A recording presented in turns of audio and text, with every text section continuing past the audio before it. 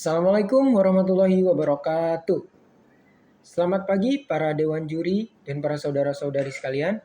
Perkenalkan, nama saya Sultan Baktir selaku tim pro dari MOSI yang berjudul Dewan ini mendukung peralihan permanen pendidikan tersier ke format daring. Sebagai pembukaan, saya langsung menyatakan bahwa saya setuju dan sangat mendukung peralihan permanen pendidikan tersier ke format daring. Mengapa? Karena yang pertama, alasan saya adalah menyangkut dengan kemahiran teknologi. Menurut saya, di era modernisasi seperti saat ini, sangat perlu pendidikan dengan format daring, agar pelajar terbiasa dengan teknologi serta aplikasi-aplikasi yang bisa bermanfaat dan berguna pada saat nanti lingkup kerja. Karena kalau kita bicara tentang pendidikan tersier, itu tidak hanya berbicara tentang belajar, dan belajar, namun berbicara tentang belajar untuk masa depan, untuk membentuk karakter di lingkungan berikutnya atau di masa berikutnya. Oleh karena itu, di era modernisasi seperti saat ini sangat menyangkut tentang teknologi. Oleh karena itu, peralihan ke format daring dan di pendidikan tersier itu sangat berhubungan dengan kemahiran teknologi. Oleh karena itu, lagi-lagi ini berhubungan dan berkorelasi dengan MOSI yang menyatakan bahwa setuju dan mendukung secara permanen peralihan pendidikan tersier ke format daring. Alasan nomor 2, bicara soal modernisasi, banyak juga dampak negatifnya. Jadi tidak hanya dampak positif. Saya pernah mendengar cerita dari teman saya yang berkuliah. Seperti yang kita tahu, kuliah juga merupakan bagian dari pendidikan tersier. Kuliah di salah satu universitas ternama di daerah Jakarta.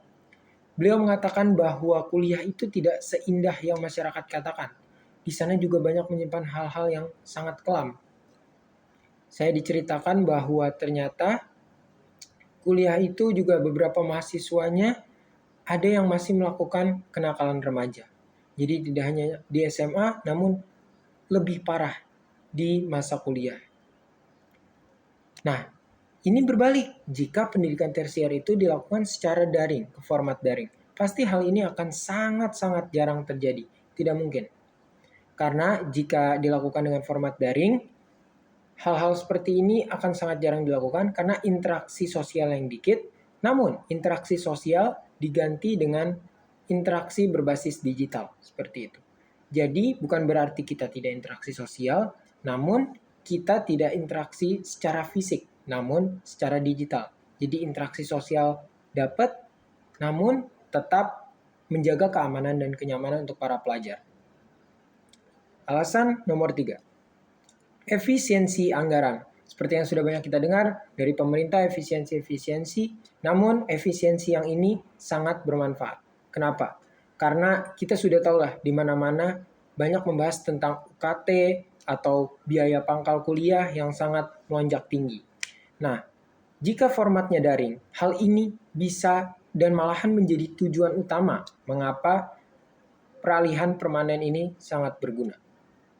Belum lagi kita berbicara tentang mahasiswa-mahasiswa yang kurang mampu dan tidak bisa menanggung biaya seberat itu.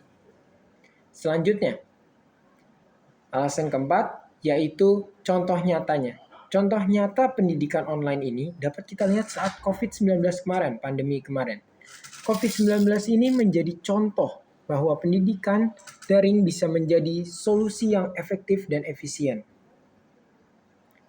Kita melihat banyak masyarakat yang tadinya gaptek dengan teknologi jadi bisa mahir. Mereka bisa membaca, bisa bermain, dan bahkan memanfaatkan dan mengembangkan aplikasi-aplikasi secara digital tersebut.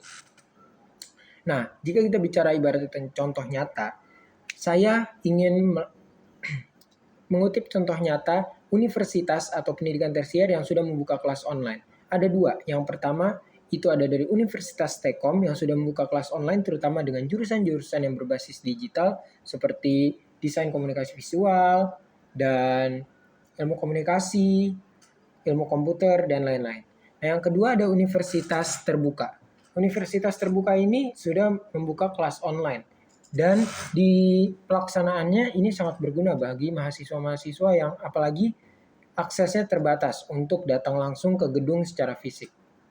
Alasan yang kelima dan juga alasan yang terakhir adalah orientasi kepada masa depan.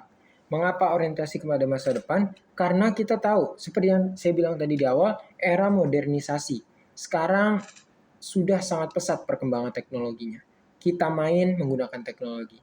Kita olahraga memanfaatkan teknologi. Kita belajar juga mendapatkan sumber-sumbernya dari teknologi. Belum lagi kita bicara tentang AI. Nah, oleh karena itu, peralihan permanen pendidikan tersier ke format daring sudah sangat harus dilakukan dan saya sangat setuju dan mendukungnya. Untuk kritikan dan permisalan, misal ini akan menambah beban siswa atau misalkan ada beberapa pelajaran atau mata kuliah yang tidak bisa dilakukan, saya memiliki dua solusi. Yang pertama, ada hybrid learning, yaitu tidak sepenuhnya daring, mungkin bisa offline di beberapa sesi, namun tetap formatnya daring. Yang kedua, ada pendekatan yang efektif. Jadi, pelajar juga tetap diberi interaksi secara nyata dan diberi tugas secara fisik, jadi tidak hanya terpaku dengan dunia digital.